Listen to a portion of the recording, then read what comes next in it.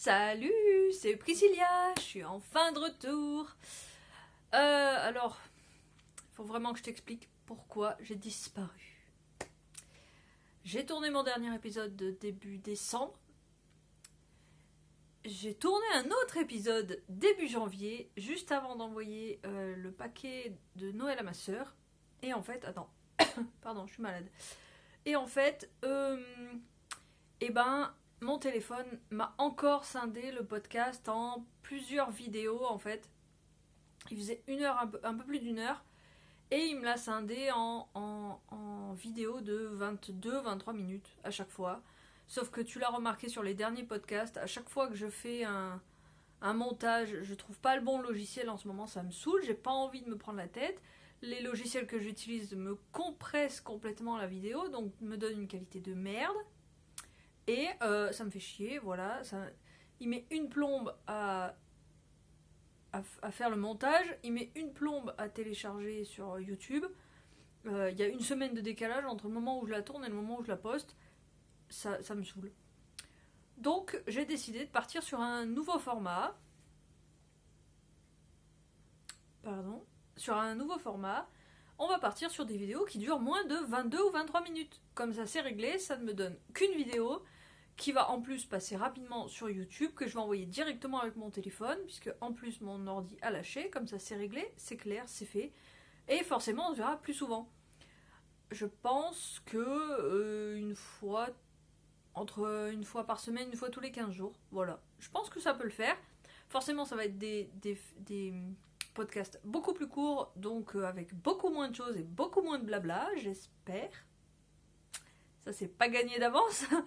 Mais bon, je vais passer sur tout ce que j'ai fait depuis 2 mois parce que clairement, comme je te dis, il y a des trucs que j'ai envoyés, il y a des trucs que j'ai offerts. Je me rappelle même pas. En plus, en décembre, janvier, c'est vraiment des périodes que je n'affectionne pas vraiment. Donc, je me laisse couler au fond du canapé, je ne fais rien.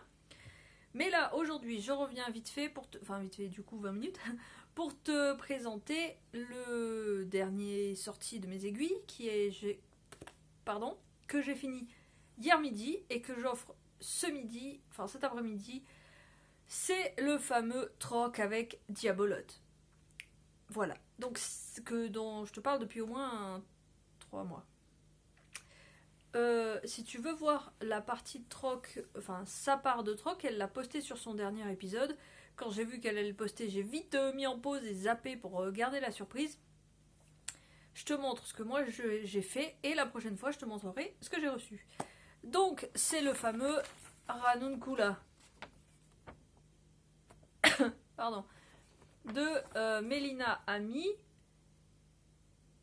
in the Pandas World, que tu connais certainement si tu tricotes depuis quelque temps, parce que elle est un peu, enfin, c'est pas un ovni chez les designers, mais c'est quelqu'un qui a fait des patrons ultra aboutis. Donc là, comme je vais l'offrir, je te parle en long, en large et en travers de ce tricot, puisqu'après c'est bon, tu le verras plus jamais. Enfin, sauf chez Diablotte peut-être.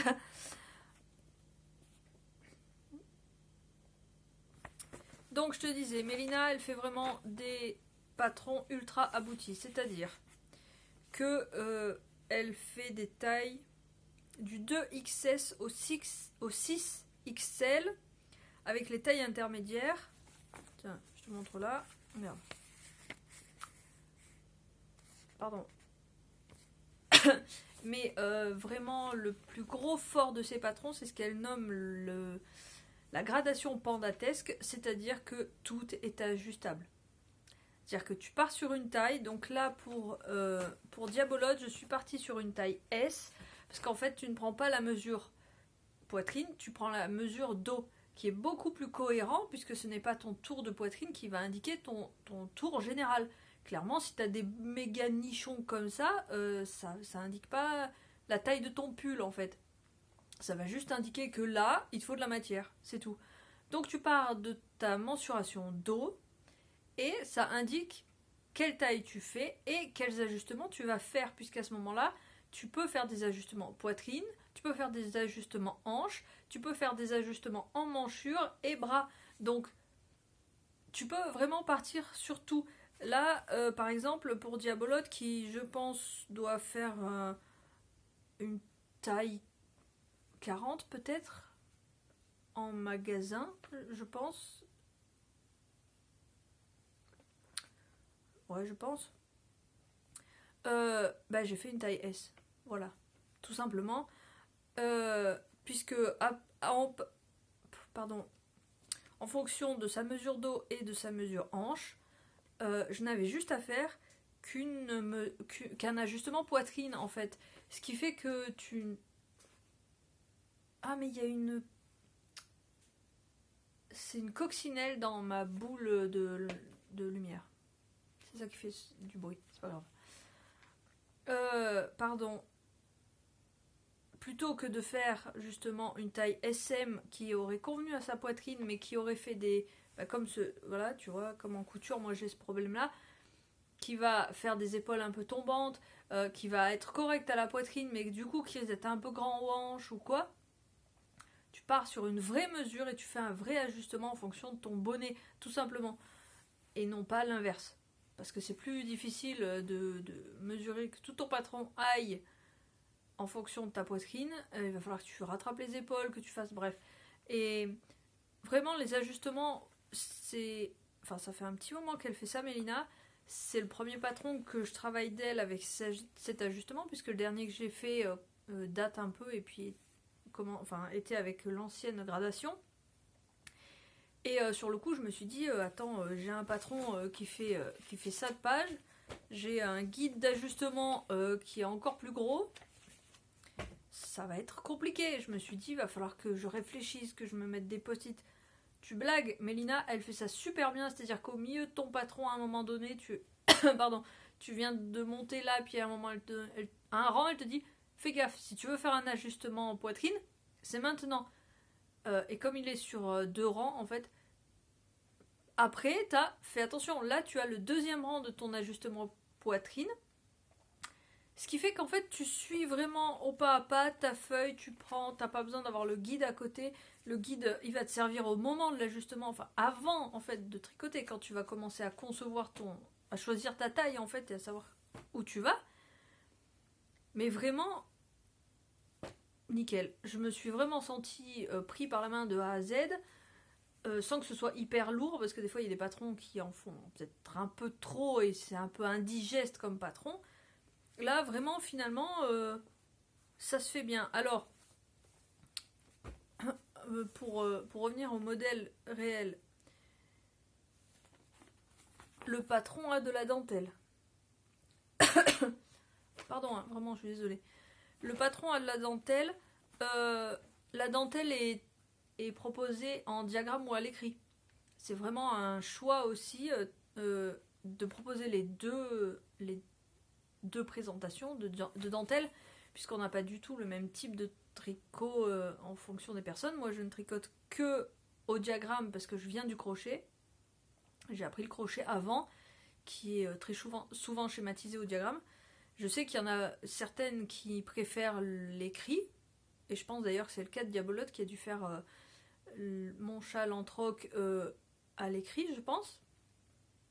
Et donc c'est vraiment sympa de pouvoir avoir les deux et de ne pas te poser la question. Moi, ça m'arrive des fois de ne pas acheter de patron parce que ce n'est pas indiqué dans la présentation si c'est en diagramme ou pas. Et alors d'autant plus quand c'est un patron en anglais. Il y en a un qui m'a plu il y a quelques jours là. J'hésite parce que s'il est à l'écrit, c'est mort, je le tricoterai jamais. Ouais, c'est sûr, je prendrai jamais le courage d'apprendre. J'ai pas envie d'apprendre le tricot anglais en ce moment, c'est pas un truc qui m'intéresse aujourd'hui. Donc s'il n'y a pas le diagramme, c'est mort, je le tricoterai pas. Sauf que payer un patron que tu ne tricoteras jamais, c'est relou. Pardon. Bref, ce patron, donc Ranuncula. Alors en plus, j'ai découvert il y a 2 jours que c'était la fleur qui pousse chez moi en plus. Le pire, c'est qu'elle l'a dit quand elle a présenté le patron l'année dernière. Elle en a parlé de cette fleur. Sauf que moi, à l'époque, les fleurs, comment te dire, voilà, j'étais en appart, je m'en foutais. Nous avons acheté la laine ensemble avec Diabolote à l'heure de la laine, donc ça doit être début octobre. je pense. Elle a choisi sa laine pour son pull, j'ai choisi ma laine pour mon châle. Entre temps, j'ai oublié la couleur et clairement, je ne sais pas du tout à quoi va ressembler mon châle. Mais elle a choisi, elle, pour son pull, la teinturière teinturlurée avec une base Blue Face Leicester Superwash en fingering coloris Pikachu. C'est quoi qui est marqué? Ah oui, c'est le numéro du bas. Donc voilà, j'ai fait mes petits échantillons, j'étais bien, je suis partie, j'espère vraiment qu'il va lui aller. Parce que forcément, quand je l'ai bloqué hier, enfin quand je l'ai je l'ai lavé, je l'ai bloqué hier, la laine elle fait tout. D'un coup, là ouais, ça ressemblait plus à un S. J'espère que ça va aller. Il me semble quand même un peu juste pour moi, donc théoriquement ça devrait le faire, vu elle est plus fine que moi, ça devrait aller. Le coloris Pikachu, bah c'est du coloris jaune. Ah cool. Il est un tout petit peu plus clair que mon rideau, mais pas vraiment. Putain, c'est cool en fait. Il fait tout gris dehors, mais en fait c'est bien, ça donne la bonne lumière. C'est ça. Ouais, voilà, donc c'est vraiment, en plus, c'est vraiment un coloris changeant en fonction de la lumière. Quand il est au soleil ou quand il est à l'ombre, là, il me fait vraiment penser à moutarde. Alors qu'au soleil, il est beaucoup plus vif, beaucoup plus jaune. Et donc, je n'ai pas rentré les fils, mais c'est pas grave, je vais le faire dans le train. Puisque je lui donne cet après-midi à la fête de la laine à Malakoff. Hop. Je sais pas ce que tu vois. Ouais, c'est bon. Avec sa belle dentelle. Qui est présente donc devant et derrière. Et en fait, quand on a choisi de troquer, alors autant, pour le coup, c'est pas que j'ai fait ma chieuse, mais en fait, finalement, j'ai choisi les deux patrons. Puisque j'avais une idée assez précise des patrons que je voulais. L'idée étant de tricoter du Mélina. Et en fait, quand je lui ai dit tu veux quoi comme pull, bah, elle m'a fait une liste comme ça de la moitié des pulls que Mélina a présenté, en me disant choisis. Et comme je voulais pas faire une merde de jersey parce que c'est sûr je le finirai jamais, j'ai choisi ce pull là, d'autant plus que c'est un pull léger en fingering que moi je ne porterai jamais, parce que soit j'ai ultra froid en méga moumoute, soit je suis en t-shirt. Chez moi il n'y a pas d'intermédiaire, il n'y a pas de petit pullounet mignon, c'est vraiment un truc que je ne porterai pas. Donc j'ai pris encore plus de plaisir à le tricoter, puisque clairement je l'aurais jamais fait pour moi, surtout avec un peu de dentelle, voilà. Et donc j'ai choisi ce modèle là, puisque avec la dentelle, vraiment ça occupe, ça avance super vite, puisque tu vois, il y a, alors je me rappelle plus de combien c'est, bref, il y a un nombre de rangs, hop, tu fais une augmentation, enfin tu décales ton marqueur pour faire vraiment cet escalier là en dentelle. Je le trouve magnifique.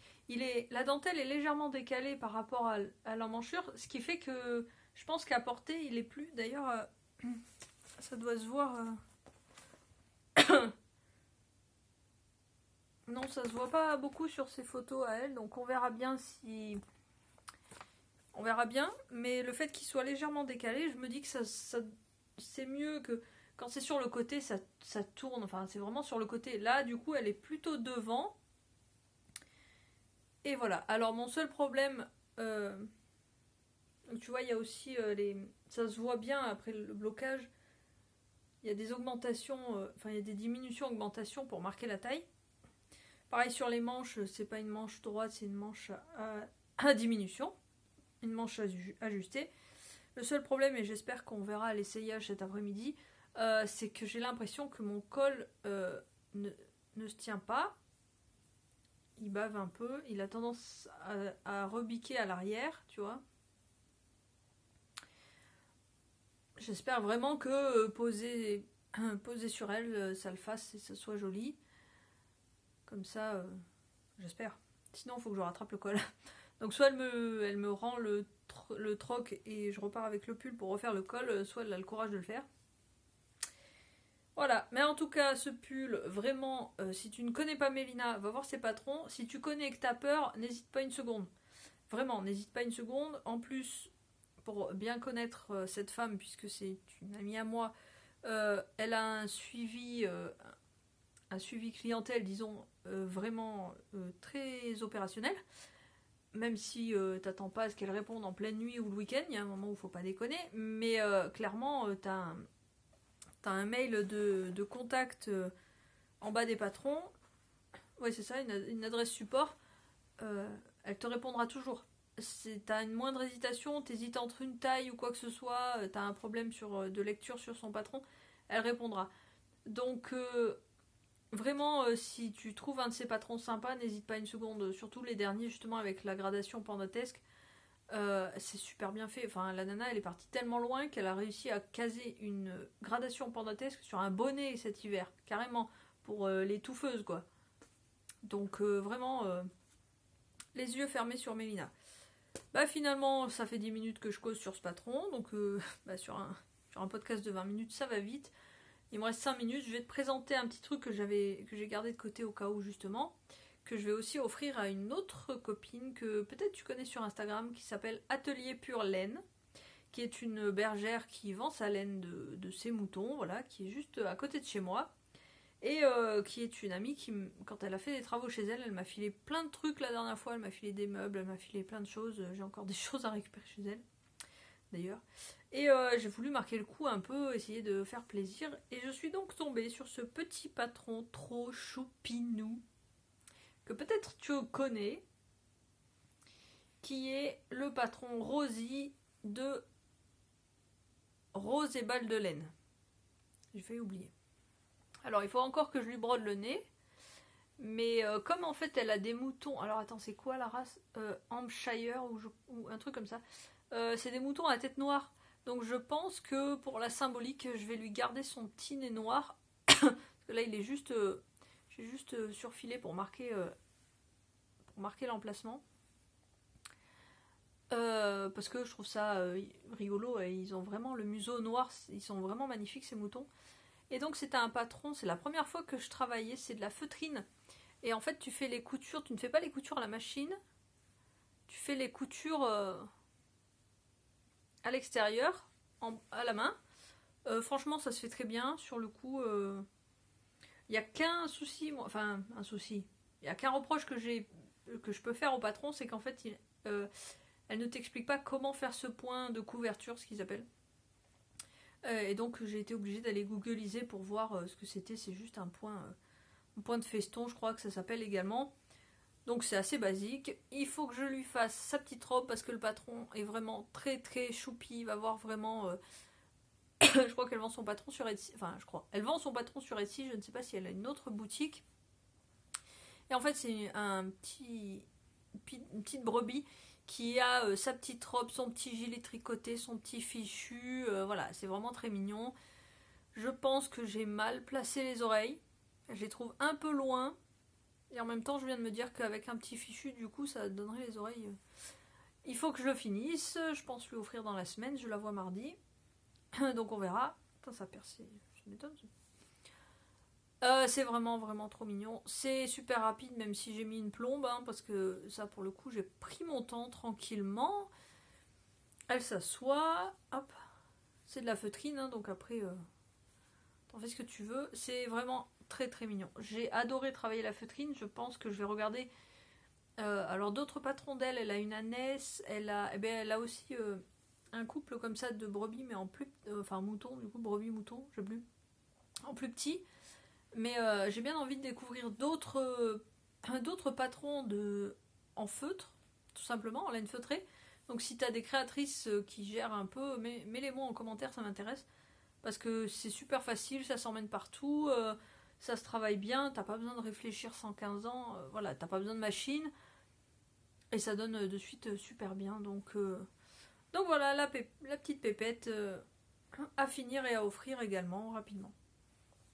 Du coup, bah, on arrive sur les 20 minutes, donc je vais pas m'éterniser parce que je crois que c'est 22 ou 23 minutes maximum. Du coup, je reviens vite.